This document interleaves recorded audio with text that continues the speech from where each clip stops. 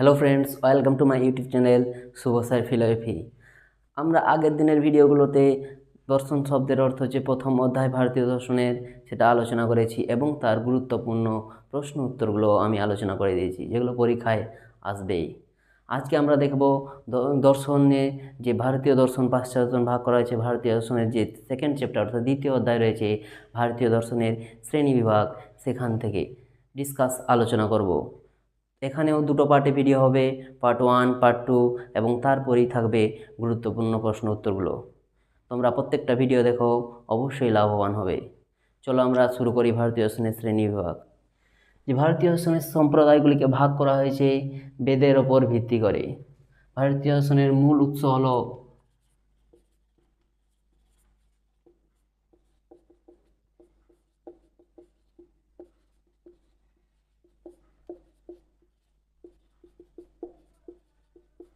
বেদ।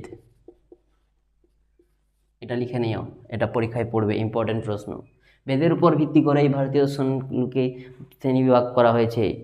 বেদ শব্দের অর্থ কি আমরা এখন জেনে নিই। বিদ ধাতুর সঙ্গে ঘয় প্রত্যয় করে বেদ শব্দটি নিষ্পন্ন হয়েছে। বিদ ধাতুর সঙ্গে ঘয় প্রত্যয়, বিদ শব্দের অর্থ হলো জানা, অর্থাৎ বেদ শব্দের অর্থ হলো জ্ঞান, যেখান থেকে আমরা জ্ঞান লাভ করি।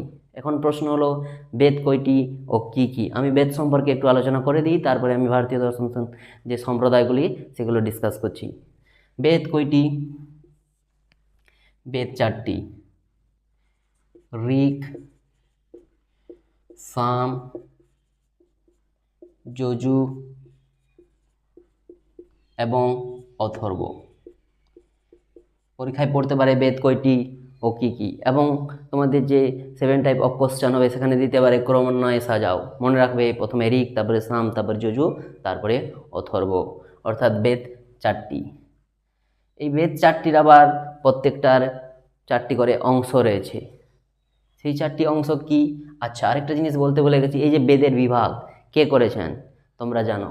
মহাভারতের যে লেখক ব্যাসদেব, এই জন্য ওনার নাম হয়েছে বেদব্যাস। তিনি বেদকে ভাগ করেছেন বলে ওনার নাম বেদব্যাস। মনে রাখবে, বেদের ভাগ করেছেন ইনি। এখন আমরা দেখব এই যে বেদগুলো এর কয়টি অংশ ও কি কি। বেদগুলোর প্রতিটি 4টি অংশ। এখানে আমি লিখছি মন্ত্র বা সংহিতাও বলে, তারপরে রয়েছে ব্রাহ্মণ, তারপরে রয়েছে আরণ্যক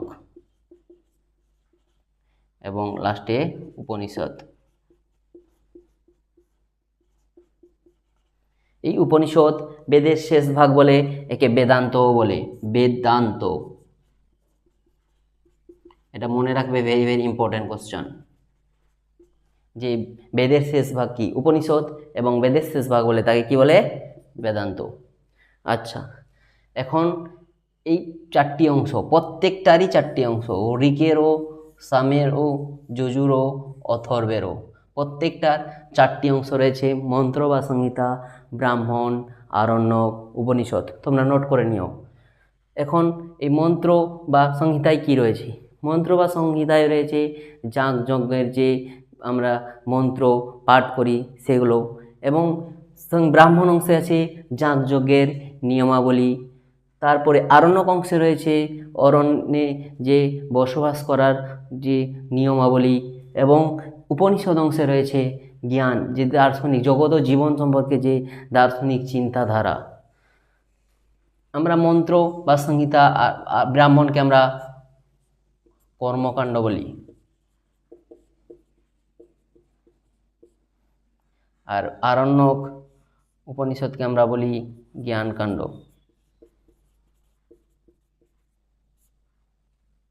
এগুলো তোমরা নোট করে নিও অতি অবশ্যই। এখন আমরা দেখব ভারতীয় দর্শনের যে শ্রেণী বিভাগ বেদের উপর ভিত্তি করে কি কি।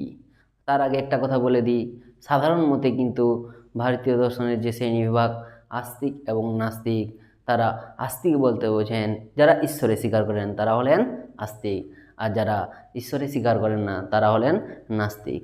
কিন্তু ভারতীয় দর্শনের দিক দিয়ে দেখলে যারা বেদে স্বীকার করেন তারা হলেন আস্তিক, আর যারা বেদে স্বীকার করেন না তারা হলেন নাস্তিক। চলো, বেদের উপর ভিত্তি করে ভারতীয় দর্শনকে দুটি ভাগে ভাগ করা হয়।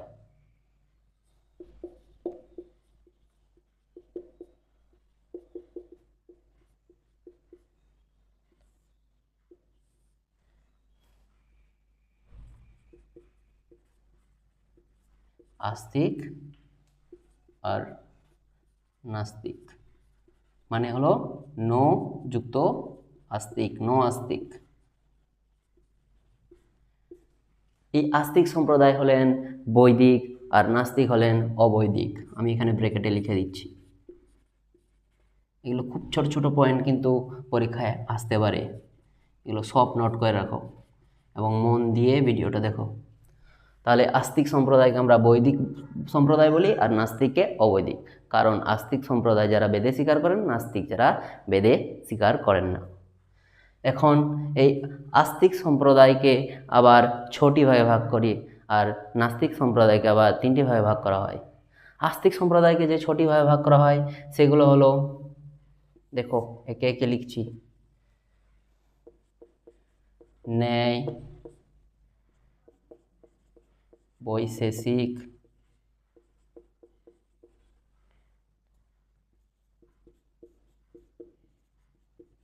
সাংখ্য,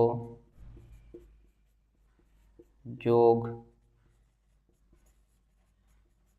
মীমাংসা এবং বেদান্ত। আবার নাস্তিক সম্প্রদায় যে 3টি রয়েছে সেগুলো হলো চার্বাক, বৌদ্ধ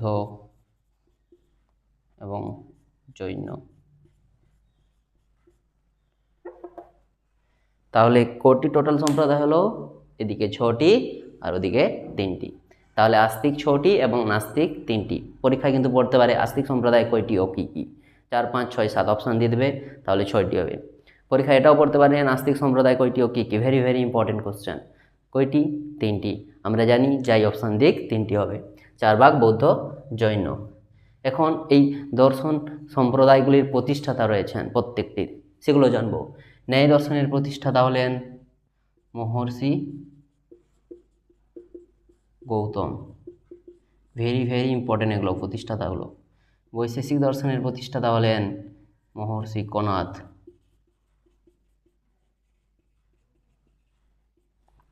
তোমরা দেখতে পাচ্ছ। সাংখ্য দর্শনের প্রতিষ্ঠাতা হলেন মুনি কপিল বা মহর্ষি কপিল। তারপরে রয়েছে যোগ দর্শনের, তোমরা এটা জানো যে পতঞ্জলির প্রোডাক্ট ইউজ করো না, ওনার নাম অনুসারে প্রোডাক্টগুলোর নাম হয়েছে পতঞ্জলি, মহর্ষি পতঞ্জলি। মীমাংসা দর্শনের মহর্ষি জৈমিনী। বেদান্ত দর্শনের মহর্ষি বাদরায়ণ।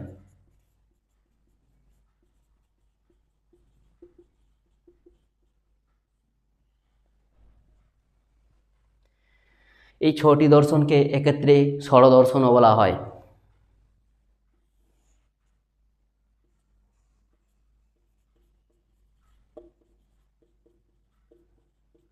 Very very important. এই 6টি আস্তিক দর্শনকে একত্রে ষড়দর্শনও বলা হয়। এখন চার্বাক দর্শনের প্রতিষ্ঠাতা হলেন গুরু বৃহস্পতি। আচ্ছা, এখানে একটা কথা বলি। এখানে অনেকে চার্বাক দর্শনের প্রতিষ্ঠাতা চার্বাককেও বলেন মুনি চার্বাক, বৃহস্পতির শিষ্যকে, কিন্তু অ্যাকচুয়ালি বেশিরভাগই গুরু বৃহস্পতিকে চার্বাক দর্শনের প্রতিষ্ঠাতা বলে থাকেন। বৌদ্ধ দর্শনের প্রতিষ্ঠাতা তোমরা সবাই জানো, গৌতম বুদ্ধ। জৈন দর্শনের আবার 24 জন তীর্থঙ্কর রয়েছেন। প্রথম তীর্থঙ্কর হলেন ঋষভদেব, কিন্তু ঋষভদেবকে জৈন দর্শনের প্রতিষ্ঠাতা বলা হয় না। তো 24তম তীর্থঙ্কর যে মহাবীর বিখ্যাত, তোমরা শুনেছ, উনি হলেন জৈন দর্শনের প্রতিষ্ঠাতা। এবং 23তম তীর্থঙ্কর পার্শ্বনাথ। এগুলো লিখে নিও। টোটাল 24তম তীর্থঙ্কর আছেন। প্রথম হলেন ঋষভদেব, এবং 23তম হলেন পার্শ্বনাথ, আর ইনি 24তম মহাবীর, 24তম তীর্থঙ্কর, শেষ মহাবীর। এখন এগুলোর আবার গ্রন্থ রয়েছে। ন্যায় দর্শনের গ্রন্থর নাম হলো ন্যায়সূত্র।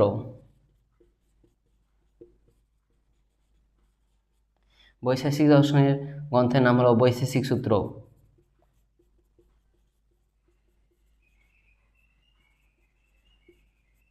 সাংখ্য দর্শনের সাংখ্যসূত্র, এগুলো মনে রাখতে সুবিধা।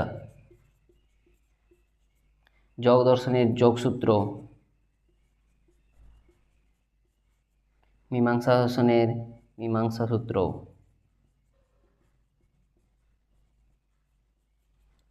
বেদান্ত দর্শনের ব্রহ্মসূত্র। এখানে কিন্তু বেদান্ত সূত্র নয়, এটা মনে রাখবে, ওটা দিয়ে দেবে, এটা ব্রহ্মসূত্র মনে রাখবে বেদান্ত দর্শনের। চারবাক দর্শনের নেই সেইভাবে। বৌদ্ধ দর্শনের ত্রিপিটক, এটা সবাই জানো, 3টি পিটক রয়েছে, সূত্র পিটক, অভিধম্ম পিটক আর কি বিনয় পিটক, লিখে রাখবে।